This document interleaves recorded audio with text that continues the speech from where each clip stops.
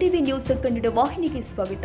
ರಾಜ್ಯದ 3 ಕ್ಷೇತ್ರಗಳ by ಎಲೆಕ್ಷನ್ನಲ್ಲಿ Congress ಗೆಲ್ಲಲಿದೆ, BJP ತಂತ್ರ ಫಲಿಸಲ್ಲ ಎಂದು ಡಿಸಿಎಂ ಡಿಕೆಶಿ ಹೇಳಿದ್ದಾರೆ. ಸೋಮವಾರ ಸದಾಶಿವನಗರದ ನಿವಾಸದ ಬಳಿ ಮಾತನಾಡಿ, ಇವತ್ತು ಚನ್ನಪಟ್ಟಣದಲ್ಲಿ ಸಿಎಂ ನಾನು ಪ್ರಚಾರ ಮಾಡ್ತೀವಿ. ಚನ್ನಪಟ್ಟಣ, ಸಂಡೂರು, ಶಿಗ್ಗಾವಿಯಲ್ಲಿ ಗೆಲ್ತೀವಿ. ಕರ್ನಾಟಕದ ಜನ ಗ್ಯಾರಂಟಿ ಯೋಜನೆಗಳ ಪರ ಇದ್ದಾರೆ. ಬಿಜೆಪಿಯಿಂದ ಮಾಡುವ ತಂತ್ರ ನಡೆಯಲ್ಲ. ಜನ ಕಾಂಗ್ರೆಸ್ ಪರವಾಗಿದ್ದು ನಮ್ಮ ಅಭ್ಯರ್ಥಿಗಳು ಗೆಲ್ಲುತ್ತಾರೆ ಎಂದಿದ್ದಾರೆ. ನಾವೆಲ್ಲ ಕಡೆ ಚುನಾವಣಾ ಪ್ರಚಾರ ಮುಗಿಸಿ ಬಂದಿದ್ದೀನಿ. ಚನ್ನಪಟ್ಟಣಕ್ಕೆ ಹೊರಟಿದ್ದೀನಿ. ನಾನು ಮುಖ್ಯಮಂತ್ರಿಗಳು 3 ಸೀಟು ಕಾಂಗ್ರೆಸ್ ಪಕ್ಷ ಗೆಲ್ತದೆ. ಆತ್ಮವಿಶ್ವಾಸ ಇದೆ. ನಮ್ಮ ಗ್ಯಾರಂಟಿಗಳನ್ನು ಜನ ಒಪ್ಪಿದ್ದಾರೆ, ನಮ್ಮ ಆಡಳಿತ ಒಪ್ಪಿದ್ದಾರೆ. ಬಿಜೆಪಿಯವರು ಏನೇ ತಂತ್ರ ಮಾಡಕ್ಕೆ ಪ್ರಯತ್ನ ಮಾಡೋದು ಕೂಡ ಯಾವುದು ನಡೆಯಲ್ಲ.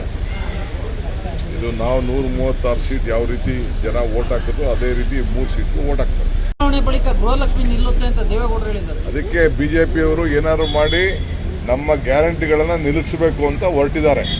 ಅದು ಎಚ್ಚರಿಕೆಯಿಂದ ನಮ್ಮ ಜನ ಇರಬೇಕು. ಅದನ್ನೇ ದೇವೇಗೌಡರು ಹೇಳುದು, ಗೃಹಲಕ್ಷ್ಮಿ ನಿಲ್ಲಿಸ್ತೀನಿ ಅಂತ.